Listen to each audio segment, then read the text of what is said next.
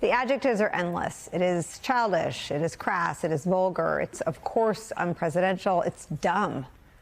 But what makes Donald Trump's most recent attack on Democratic leaders different from all the others is the technology he relied upon to make it and use it and deploy it, and the dire warning that represents about misinformation and fake things being used by a president, opening up a whole new frontier for our democracy.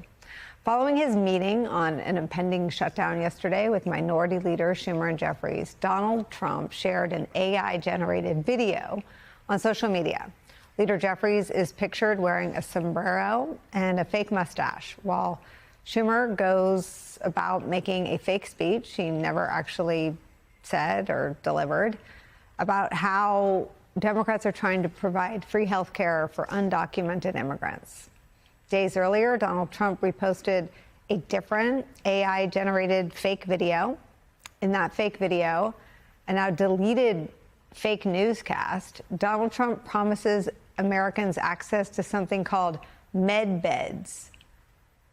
Med beds are the stuff of real fringe conspiracy theories. It's about secret alien technology capable of curing diseases, regrowing lost limbs, and reversing aging. And one of the three, sign me up. Sure, it's ludicrous. I'm embarrassed even telling you this. But because Donald Trump did it, and we know after January 6th, a lot of people do what he tells them to do, it's important, so bear with me. Such AI-generated content being amplified by this president, someone who's famously urged his supporters not to believe what they see or hear or read, has the potential in this moment for catastrophic new consequences. Oh, and by the way, last week, the Trump administration approved the AI chatbot Grok, a creation of Elon Musk. That's his AI tool, for use across every single federal government agency. That's their new project. Joining our coverage, Wired reporter Victoria Elliott. Wired's latest issue examines the state of tech's influence on governmental power and the people who will change everything in the future. Also joining us, Media Matters president Angelo Carusone. Angelo, I want to start with you and this thing that you put in my brain that I look at everything through this lens now of narrative dominance. This, to me, feels like a sign that he knows it's slipping. And this new tool, to me, feels like a grab at getting it back. How do you see it? Yeah, I think that's a fair point, because there's something very powerful in these AI images. I mean, sometimes they're really sophisticated deepfakes designed to actually be presented as truth. Trump himself seemingly fell for that AI about the med beds. It didn't seem like he didn't realize that wasn't him actually talking in that Fox News segment. I don't think he posted it in the way he's posted other AI images, for example, of like Chris Christie and Governor Pritzker sumo wrestling. I think he knew that was a fake when he posted it. He did it for fun, right? So there's that damage there. But then other times it's a piece of visual collateral that reinforces a narrative that's already percolating in right-wing media. And one of the biggest narratives right now in the larger right-wing ecosystem, it's fairly universal, is that the reason why Democrats are resisting fighting this sort of spending as much as they are, why they're threatening to shut down the government over health care, is not health care for American citizens. But the argument is that they're doing it because they want to give health care to illegal immigrants. That's what they are claiming in the right-wing media. So when you have a visual clip like this, it's not the first time they're hearing it. They're seeing something that whether or not they know is fake, it doesn't really matter.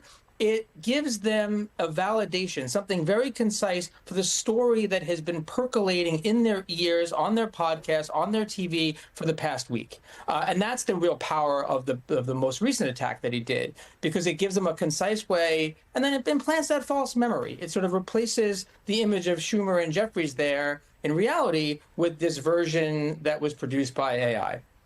Well, and Angelo, just to follow up, it's also likely that the AI image reached people that hadn't even seen the real image, didn't even know that Schumer and Jeffries were at the White House for a meeting that didn't go very well. That's right. And I think the damage of Trump doing this more regularly, and this has been an increasing trend that we're seeing from him in particular, is that actually this environment, not just Trump, but this environment more broadly, where this becomes more of a common practice, it actually pays the ultimate liar's dividend. Because in an environment where people have difficulty discerning, where everything seems like it could potentially be misinformation, the liars benefit the most from that, because anytime something truthful is said about them, they can just say, well, it was misinformation. It was a deep fake. Don't believe your lying eyes, right? And that's the real harm here, is that he doesn't just poison the well from the beginning through these official accounts, and people use his account for official announcements.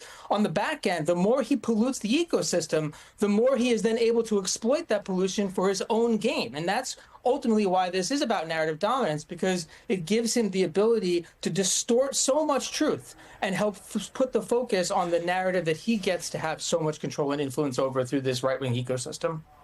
Victoria, you write this: a growing number of moneyed tech types are trying to build new enclaves where they set the rules. This, in some ways, is 2025 in a nutshell. For some of the wealthiest and most powerful people on Earth today, the political division that matters isn't right or left, Democrat or Republican.